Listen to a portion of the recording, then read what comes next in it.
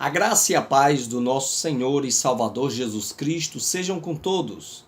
Aqui quem fala é o pastor João Evangelista Júnior e nós hoje estaremos vendo mais uma lição da Escola Bíblica Dominical. E então pedimos a sua atenção para que nós possamos juntos aprendermos mais e mais da Palavra de Deus. E estaremos vendo, portanto, a revista desse trimestre, que é Princípios Divinos em Tempos de Crise, que é um estudo dos livros de Esdras e Neemias. E a lição de hoje que estaremos vendo é a lição de número 12, que tem por tema Esdras e Neemias combatem o casamento misto. O texto áureo desta lição, portanto, é o seguinte, é lá em 2 Coríntios, capítulo 6, versículo 14, que diz assim: Não vos prendais a um jugo desigual com os infiéis, porque que sociedade tem a justiça com a injustiça? E que comunhão tem a luz com as trevas? A verdade prática dessa lição é a seguinte: o lar foi instituído por Deus para ser uma bênção, desde que seja observada a orientação divina na sua formação. E a leitura bíblica em classe são os seguintes textos: Esdras, capítulo 9, versículo 1 do versículo 1 até o versículo 4, Neemias, capítulo 13, do versículo 23 até o 26, Neemias, capítulo 9, versículo 38, e Neemias, capítulo 10, versículos 1, versículo 29 e versículo 30. O texto diz assim: Acabadas, pois, essas coisas, chegaram-se a mim os príncipes, dizendo: O povo de Israel e os sacerdotes e os levitas não se têm separado dos povos desta terra, seguindo as abominações dos cananeus, dos heteus, dos ferezeus, dos jebuseus, dos amonitas, dos moabitas, dos egípcios e dos amorreus, porque tomaram das suas filhas para si e para seus filhos, e assim misturou a semente santa com os povos destas terras, e até a mão dos príncipes e magistrados foi a primeira nesta transgressão. E ouvindo eu tal coisa, rasguei a minha veste e o meu manto, e arranquei os cabelos da minha cabeça e da minha barba, e me assentei atônito. Então se ajuntaram a mim todos os que tremiam das palavras do Deus de Israel, por causa da transgressão dos do cativeiro. Porém eu fiquei assentado, atônito, até ao sacrifício da tarde.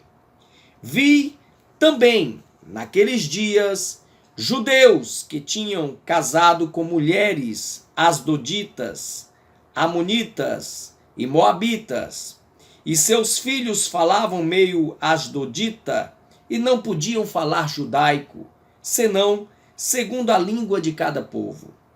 E contendi com eles, e os amaldiçoei, e espanquei algum deles, e lhes arranquei os cabelos, e os fiz jurar por Deus, dizendo: Não dareis mais vossas filhas a seus filhos, e não tomareis mais suas filhas, nem para vossos filhos, nem para vós mesmos.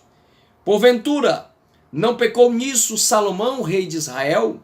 Não havendo entre muitas nações rei semelhante a ele, e sendo amado de seu Deus, e pondo o Deus sobre todo Israel? E contudo, as mulheres estranhas o fizeram pecar. E com tudo isso, fizemos um firme concerto, e o escrevemos, e selaram-no os nossos príncipes, os nossos levitas e os nossos sacerdotes. E os que selaram foram Neemias, o Tirsata, filho de Acalias, e Zedequias. Firmemente aderiram a seus irmãos, os mais nobres de entre eles, e convieram num anátema e num juramento de que andariam na lei de Deus, que foi dada pelo ministério de Moisés, servo de Deus, e de que guardariam e cumpririam todos os mandamentos do Senhor, nosso Senhor, e os seus juízos e os seus estatutos. E não daríamos as nossas filhas aos povos da terra, nem tomaríamos as filhas deles para os nossos filhos. Portanto, é um assunto interessante e, como já disse, peço a todos que prestem bastante atenção, porque hoje estaremos falando de um assunto prático, mas também vital para a realidade espiritual das nossas igrejas. Bem, o missionário Eurico Bernstein, que é o comentarista dessa lição, já na introdução ele enfatiza a forma em que Neemias e Esdras se voltaram, portanto, contra o casamento misto. Ele enfatiza as atitudes tanto do sacerdote Esdras, falando de uma reforma espiritual, quanto do líder Neemias, para que houvesse uma mudança ali na realidade do povo hebreu. E essa ênfase é importante que é dada pelo missionário, porque é para nos mostrar a questão da importância que há no casamento para uma construção de uma sociedade. E mais ainda, a importância do casamento para a construção espiritual. Então esta é a ênfase que é dada pelo missionário Eurico Bernstein, que vai deixar claro também que esse casamento misto trouxe ali grandes prejuízos para o povo de Israel, tanto que foi necessária essa atitude enérgica, tanto de Esdras quanto de Neemias.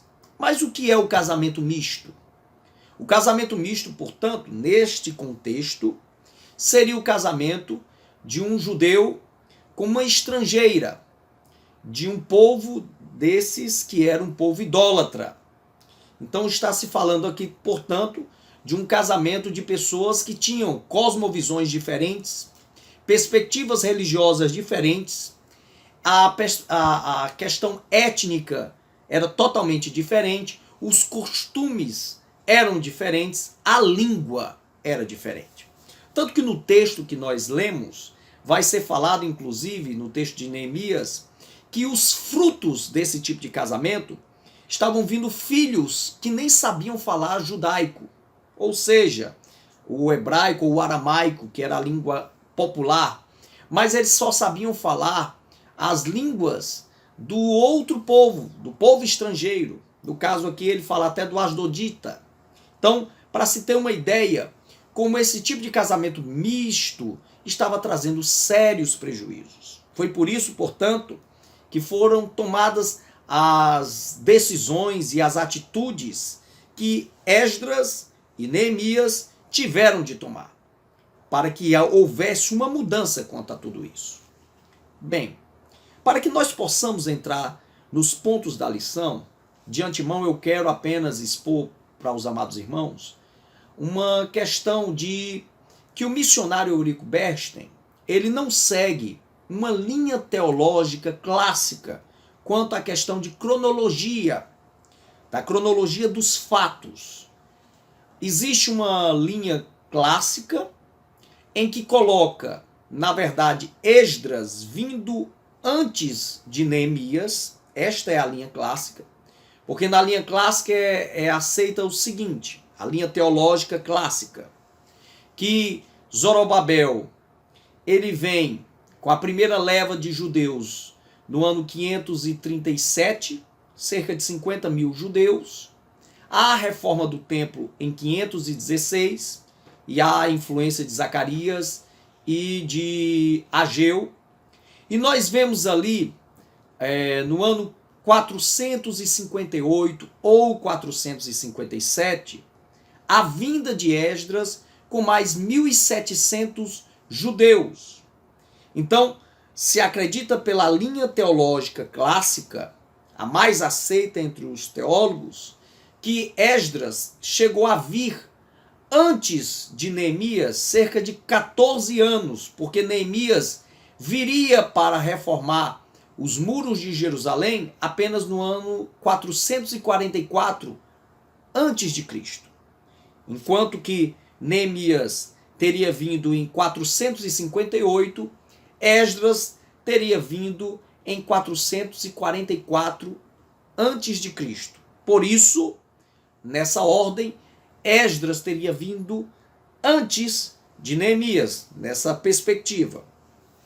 O missionário Eurico Bernstein, ele segue a linha apresentada por Maurice Verne em 1889, que ela prega que, na verdade, quem veio primeiro foi Neemias e o sacerdote Esdras teria vindo depois. Em que ele se baseia esse tipo de pensamento, Maurício Verne?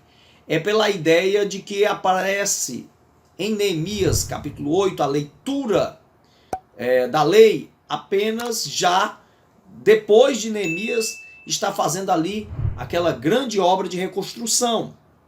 Está praticamente já na conclusão dessa obra de construção. Então, só a leitura depois da conclusão da obra. E essa leitura seria a mesma da grande restauração que é apresentada no fim do livro de Esdras. Então, Maurice Verne ele gosta de então trabalhar da seguinte forma. Ele pega os dois textos dos dois livros e ele casa os dois textos. Tá certo? Casa os dois textos. O missionário Eurico Bernstein ele segue essa linha de pensamento. Para dizer, por exemplo, quando é falado sobre o casamento misto por Esdras, também Neemias está falando ao mesmo tempo. Neemias como líder político, Esdras como líder religioso, levando essa restauração espiritual para o povo hebreu, tudo ao mesmo tempo, tá certo? Existe ainda uma terceira linha, que essa ela não é tão bem vista pelos teólogos conservadores, que é a ideia de que Esdras só veio no período do rei Artaxerxes II, que é lá pelo ano 397, mas ela não é aceita pelas perspectivas conservadoras e muito menos pela nossa visão assembleiana sobre esse assunto. Portanto, essas duas primeiras que eu apresentei são as mais aceitas pela a maioria dos teólogos, sendo a primeira a mais aceita. Logo, se a primeira é a mais aceita, a linha de pensamento é a seguinte. Esdras, portanto, ele chega, ele traz essa reforma espiritual, que é apresentada em Esdras capítulo 7, e quando ele apresenta essa reforma espiritual, ele já combate, primeiramente, o casamento misto, gerando essa grande transformação que aconteceu já de início no povo. Inclusive Secanias, quando ele ouve e vê o que o sacerdote Esdras fez, ele é tocado inclusive para abertamente conclamar o povo para que o povo deixasse essas atitudes erradas de estarem tendo esses casamentos mistos.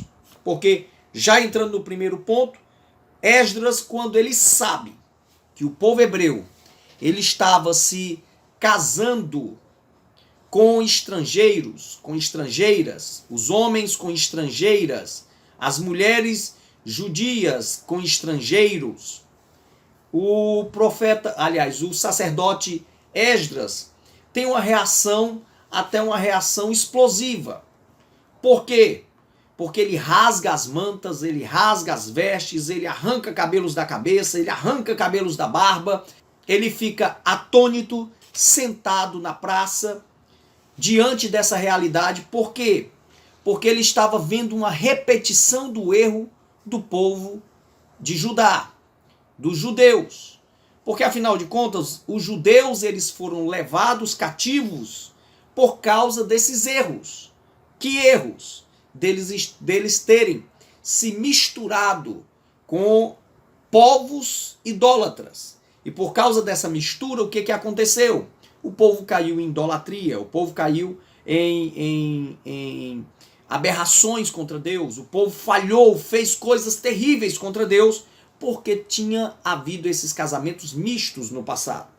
O erro de Salomão, inclusive o texto é enfático em falar desse erro de Salomão, mas também você vai ver os reis do reino do norte, o reino de Israel, que todos erraram quanto a isso, e muitos reis do reino do sul, do reino de Judá também, que erraram, porque se misturaram com estrangeiros em casamentos mistos. E isso tudo resultou no grande juízo de Deus sobre o povo. O povo de Israel foi levado em cativeiro para a Babilônia, para que fossem purificados, para que pudessem retornar de lá, sem mais terem esse tipo de prática. Mas agora, o sacerdote Esdras está vendo isso se repetir. Por isso que ele fica atônito, por isso que ele fica boquiaberto, por isso que ele fica revoltado. Então, acredita-se, portanto, na primeira linha clássica, que houve esse primeiro momento com o sacerdote Esdras, quanto ao casamento misto, mas até Neemias são 14 anos. Então se acredita que depois desse primeiro momento, o sacerdote Esdras, por ser uma pessoa ilustre do rei, possivelmente um conselheiro do rei, como talvez foi Daniel, ele teve de retornar a Suzã. E quando ele retorna, o povo volta às práticas. Quando Neemias vem, portanto, ele faz a reconstrução das muralhas e Esdras vem novamente, faz a leitura da lei e aí sim nós vamos ver o que é falado no capítulo 13 de Neemias, que é o combate que Neemias faz e que Esdras faz novamente ao casamento misto. Então, na perspectiva clássica, foram dois momentos. Não foi um só momento em que os dois líderes combateram, mas foram dois momentos. Um momento em que Esdras combateu sozinho e outro momento em que Neemias combate e possivelmente, pelo capítulo 8, apresentar Esdras ali, Neemias e Esdras combateram juntos no fim, como é apresentado ali no fim do livro de Neemias. Novamente, aparentemente pela linha clássica, foram dois momentos. O missionário Eurico Bernstein, ele está seguindo a linha de Maurício Verne, que foi um só momento. Mas eu estou apresentando as duas linhas para que você saiba bem melhor, porque a maioria dos livros que você for ler sobre Esdras e Neemias vai apresentar essa primeira linha que eu estou ensinando aqui para vocês, expondo aqui para vocês. E Neemias também ele é tão enérgico quanto essa questão do casamento misto, é importante frisar isso, que lá no capítulo 13 é ensinado, é mostrado, que ele é tão duro quanto aos levitas e sacerdotes, que ele chegou a expulsar levitas e sacerdotes que tivessem casamentos mistos. É inclusive salientado que um neto do sumo sacerdote Eliasibe, ele também tinha um casamento misto, ele era genro de Sambalate. Sambalate era inimigo mortal ali da construção do povo, das muralhas de Jerusalém, era inimigo de Neemias. Então, era impossível se ter uma pessoa dessa no meio ali mesmo, porque com certeza ele seria um espião para os inimigos ali de Israel. Então, era necessário, portanto, que os judeus tomassem essas atitudes e Neemias foi duro quanto a essa questão. Porque uma coisa que ele queria deixar claro para o povo, o casamento não era apenas um relacionamento entre um casal. O casamento não era apenas uma questão de amor entre um casal, mas ia mais. Estava envolvido uma questão espiritual. Era isso que tanto Esdras quanto Neemias querem nos deixar de lição. Estava envolvida não só uma questão espiritual de um indivíduo ou de uma casa, mas estava envolvida uma questão espiritual de toda uma nação, de todo um povo. Porque, afinal de contas, estava sendo ali pregado a ideia de quê? De purificação, de santificação coletiva, em que todos ali de Israel, do povo de Jerusalém, dos judeus, estavam agora se devotando para Deus para não retornarem aos erros do passado. E no segundo tópico vai ser falado disso, que o povo tinha que entender isso, que eles agora não eram mais para estarem voltando aos erros do passado, mesmo porque a lei proibia de forma veemente essa questão de casamento misto. Você vai ver claramente em Êxodo capítulo 34, versículo 16, em Deuteronômio capítulo 7, do versículo 2 até o versículo 4, em Josué capítulo 23, versículo 12 e 13, que ali há proibição desse casamento misto.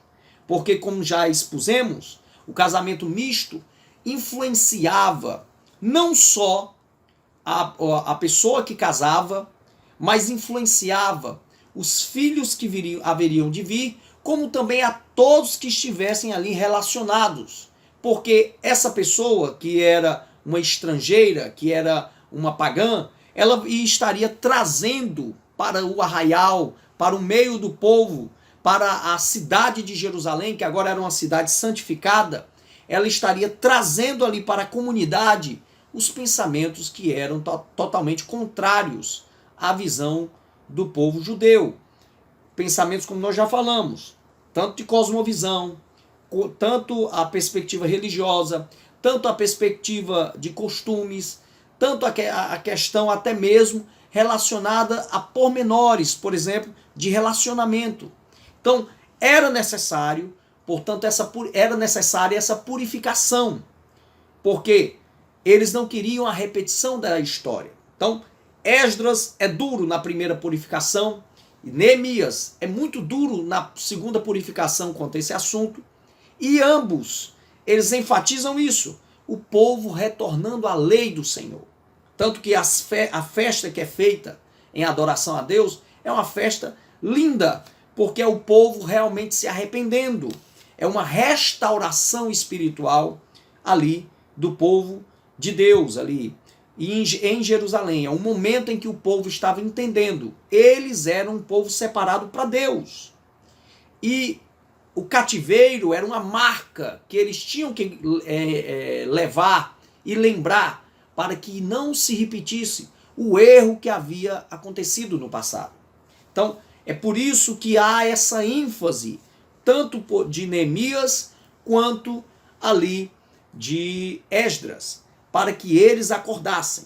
E como eu estou dizendo, deixando claro aqui, enfatizando, o missionário Eurico Bernstein segue essa segunda linha que coloca os dois em um só momento, e eu estou apresentando aqui a primeira linha, que é a mais aceita em todos os livros. Quando você for pesquisar, você vai ver a mais aceita em todos os livros, é essa segunda linha, em que houve duas purificações para essa questão do casamento misto. Mas o que isso tem a ver conosco? Talvez você esteja se perguntando, o que isso tem a ver com a igreja? Afinal de contas, estávamos falando ali do povo os judeus. Nós estávamos falando ali dos judeus.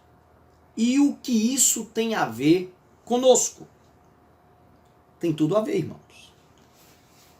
Neemias e Esdras estão trazendo lições importantes para nós, porque estão falando de questões de relacionamento e da força que o casamento ela tem dentro de uma comunidade.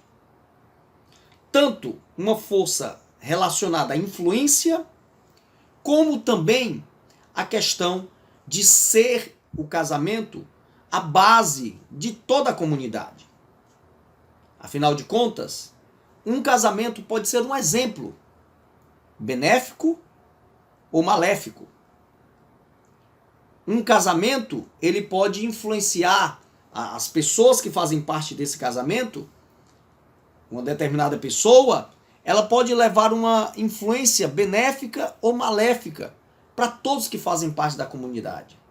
O exemplo, aquilo que é visto, a maneira que é tratado esse assunto, com certeza, trazem sequelas ou trazem uma boa construção. Por isso que é importante nós frisarmos aqui que o que está sendo falado é algo importantíssimo para todos nós. Claro que essa lição nós não podemos partir de uma perspectiva anacrônica, mas é uma perspectiva aplicativa, para que nós possamos entender o quanto isso é importante. E a lição que vai ser dada, portanto, por Esdras e Neemias quanto à ideia do casamento misto para nós, é o ponto sobre jugo desigual. Um grande problema dentro das nossas igrejas tem sido o jugo desigual. Por isso que nós temos sido alvo de tantos divórcios. E o divórcio tem se tornado algo tão notório, algo tão comum, que tem banalizado o casamento dentro das nossas igrejas. E é por isso que eu estou dizendo a influência. Olha a influência. Hoje as pessoas não casam mais até que a morte separe. Mas elas estão casando, seguindo o modelo de outras pessoas, dizendo, ora, até que eu aguente essa pessoa. Depois que eu não aguentar mais, eu me separo e vou viver a minha vida com outra. Porque outra pessoa da igreja já fez isso. Porque quando isso era só lá no mundo, era mais fácil da igreja lidar. Mas a questão tem sido tão forte que o divórcio tem se tornado algo notório, comum e tem banalizado o casamento. Eu estou dando um exemplo do divórcio, por exemplo. Mas o jugo desigual, e principalmente nessa área espiritual, é algo muito forte. Por isso que tem pessoas que às vezes casam com pessoas que são do mundo e elas depois passam a sofrer. Ah, mas ele era uma pessoa tão boa. Quando você está namorando é certo, todo mundo é bom. A questão é quando se casa. O casamento não é mais apenas uma questão de um relacionamento amoroso. O casamento vai muito além. O casamento é uma união. É uma união plena entre duas pessoas. Elas agora vão unir tudo que têm. Sejam questões financeiras, sejam projetos de vida, sejam sonhos, sejam ideais, seja a visão espiritual, seja a cosmovisão. Então tudo vai ser unido entre essas duas pessoas. Vai ser uma união plena entre elas. Ora, se alguém que não é da luz casa com alguém que é da igreja, que segue os princípios da luz, o princípio do evangelho, vai haver com certeza problema, vai haver uma crise, porque são pensamentos diferentes, são ideias diferentes, são perspectivas espirituais totalmente diferentes. Então, a Bíblia já vai nos deixar claro que é necessário, portanto, que as pessoas que estão querendo casar compreendam que não estejam casando apenas por um sentimento explosivo do coração, por uma paixão, mas sim que elas estejam casando seguindo todos esses princípios, porque esse casamento vai afetar não somente a vida dessa pessoa, mas vai afetar todos que rodeiam a ela e pode afetar até a comunidade que é a igreja. Então isso é importante. Por isso que o texto bíblico é enfático quanto a deixar claro que nós não devemos buscar casar com pessoas que são de outro pensamento religioso, de outra visão religiosa, porque não só traremos sofrimento para nós, mas para muitas outras pessoas, inclusive para os filhos. Outro detalhe interessante, quando falamos de jugo desigual, nós não apenas queremos enfatizar a questão aqui religiosa, espiritual. Há muitos outros detalhes. Jugo desigual é justamente a questão de diferenças que podem acarretar em problemas para um relacionamento, para o casamento principalmente. Por exemplo, há pessoas que têm ideias totalmente diferentes, vocações diferentes, a questão ministerial, por exemplo. Tem pessoas que têm um chamado ministerial e casam com pessoas que não querem trabalhar para o ministério. Vai dar problema, porque ou vai prejudicar o ministério dessa pessoa, dela não querer mais nem trabalhar mais para a obra ministerial, ou vai chegar ao ponto de que há ali uma cisão, uma divisão entre os dois. É necessário que quando se for casar, os dois noivos pensem muito bem. As diferenças, por exemplo, relacionadas à idade. Tem pessoas que estão casando com pessoas muito mais novas. Isso vai dar problema. Não estou aqui, claro, absolutizando, mas em grande maioria dá problema. Por quê? Porque são mentes diferentes.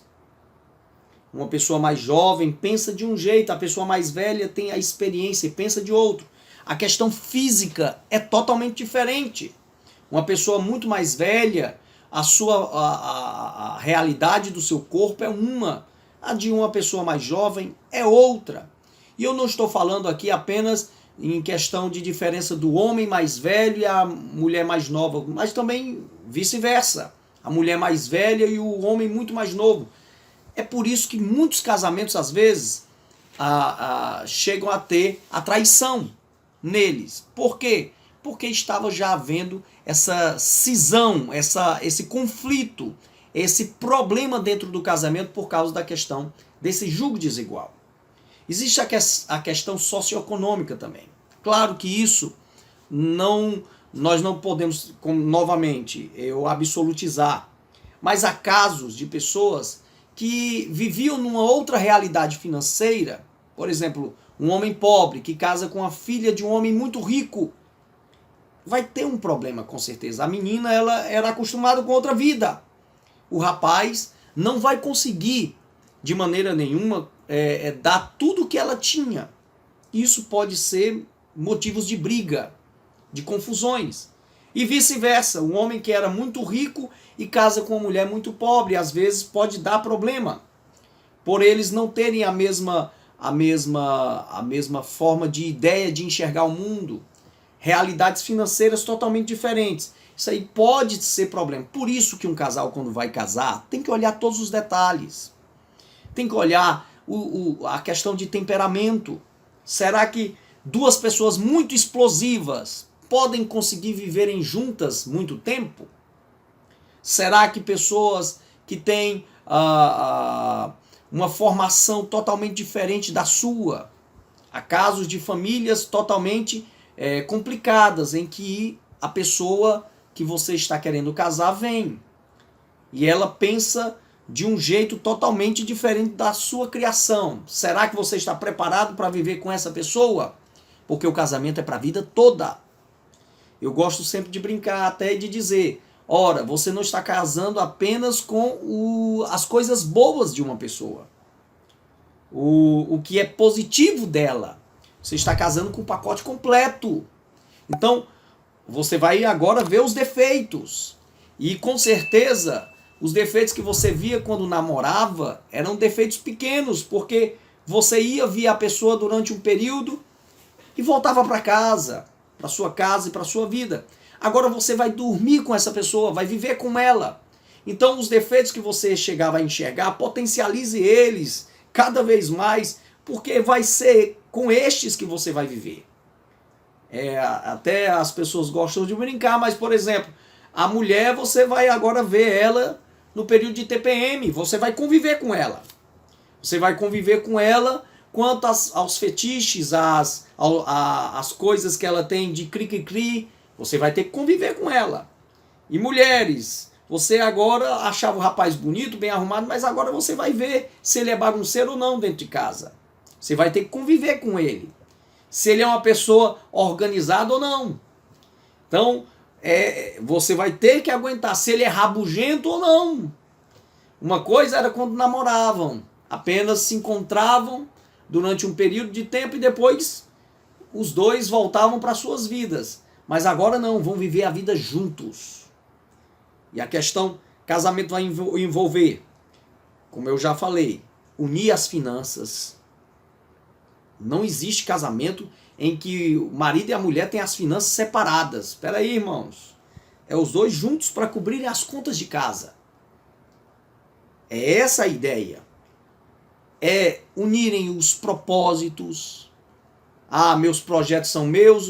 Peraí, é os dois juntos, caminhando juntos. Se o homem tem um chamado ministerial para ser pastor, a mulher tem que estar preparada para ir com ele. Ah, mas vou sofrer. Irmã, você casou com o pastor. Essa é a ideia. Então, o ministério, aliás, o casamento é algo muito sério. Tem que ser a pessoa pensar muito bem. E ora, veja os detalhes da personalidade da pessoa com quem você quer casar, para que você não tenha uma decepção. Veja os valores dessa pessoa, para que você não tenha uma decepção. Porque o casamento, como falei, é um fundamento importante, não para a vida apenas daqueles que vão casar, mas ele deve ser um exemplo para a comunidade. Por que nós temos caído cada vez mais no descrédito da sociedade? Porque nós não temos mostrado a diferença. A realidade é que os casamentos evangélicos têm sido mais e mais casamentos complicados. Por quê? Um dos fatores é essa questão do julgo desigual no começo. E mais eu quero acrescentar também. É que os casais hoje não estão preocupados em colocar em prioridade o casamento.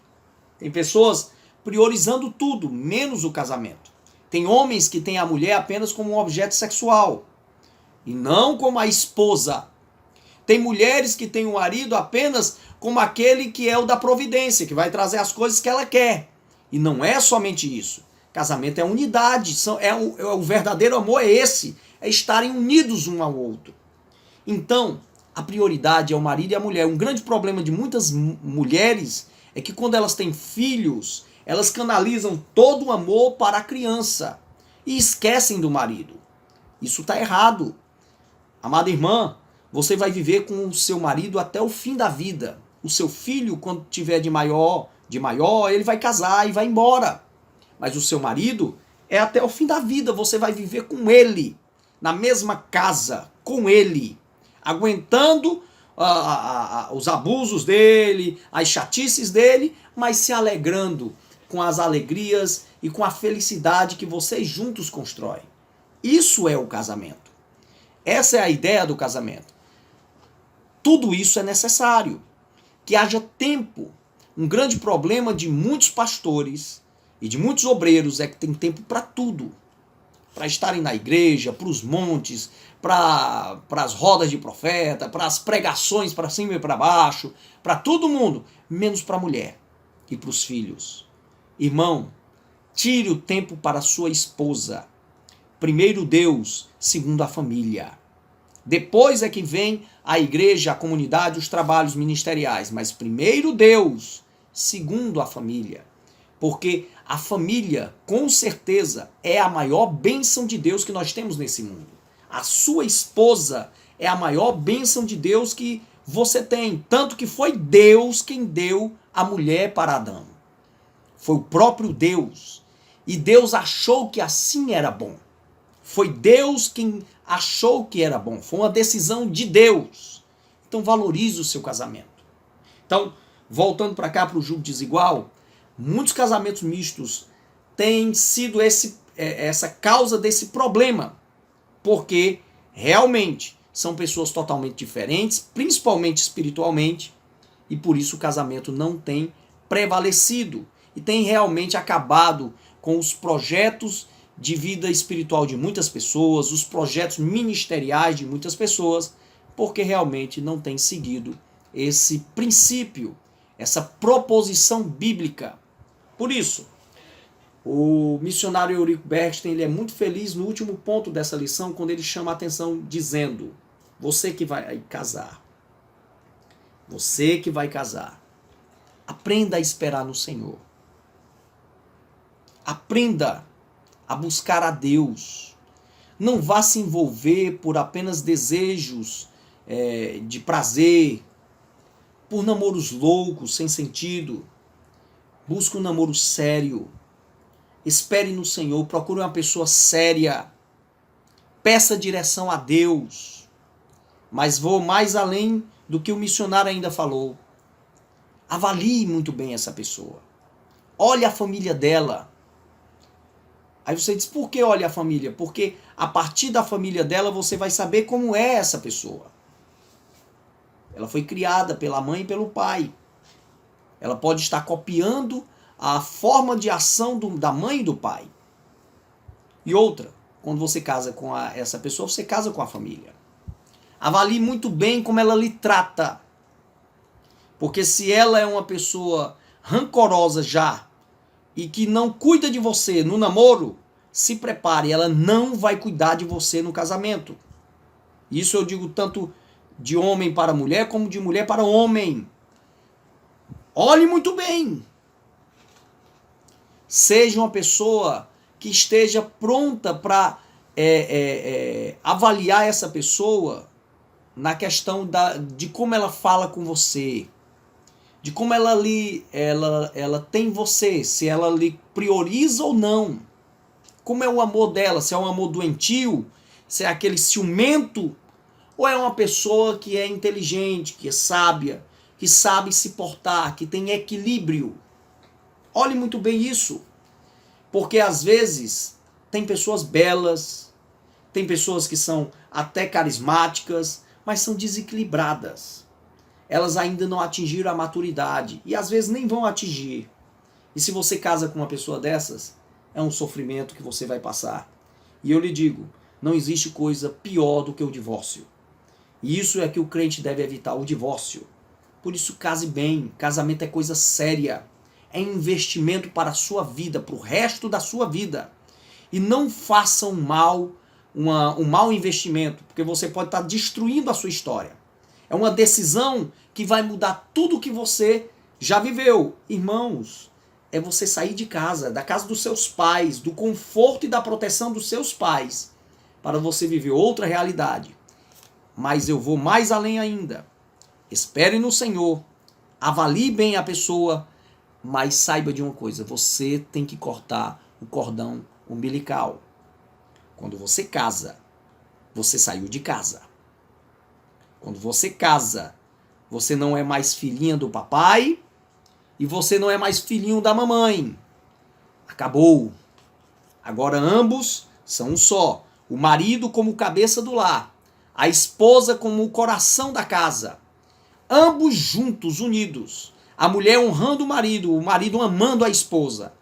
Porque é dessa maneira que nós veremos uma casa abençoada, um lar abençoado, uma família próspera. Porque aí sim nós vemos a mão de Deus abençoando. Não adianta você e eu estarmos querendo, às vezes, que Deus haja, se nós não estamos dando espaço e não estamos agindo de forma correta. Deus não coloca comida no nosso prato se nós não formos trabalhar. Deus não coloca comida no nosso prato se nós não formos trabalhar. Deus, ele não manda de maneira nenhuma isso. Da mesma forma, não pense que Deus vai mandar para você, minha jovem, um príncipe no cavalo branco. Não pense assim.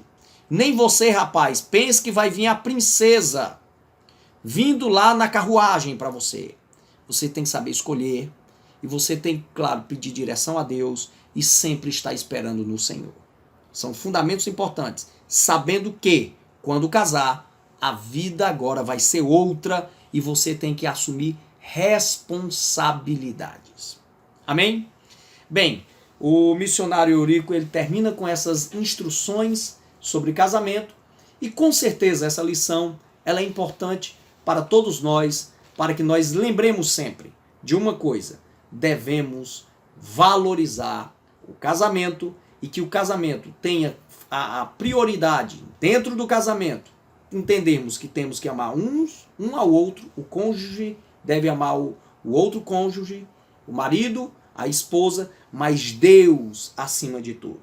Quando Deus está acima de tudo, então a vida espiritual é o mais importante e nisso o casamento é solidificado, porque é um casamento fundamentado em 3 pilares. O primeiro, Deus, e depois marido e mulher. Portanto, irmãos, que possam vocês ficarem com essas lições rápidas aqui que trouxemos nesta aula. E se você gostou, eu peço sempre a você, repasse, compartilhe esse vídeo para outras pessoas. Coloque aí, se inscreva no canal, coloque aí, ative o seu sininho.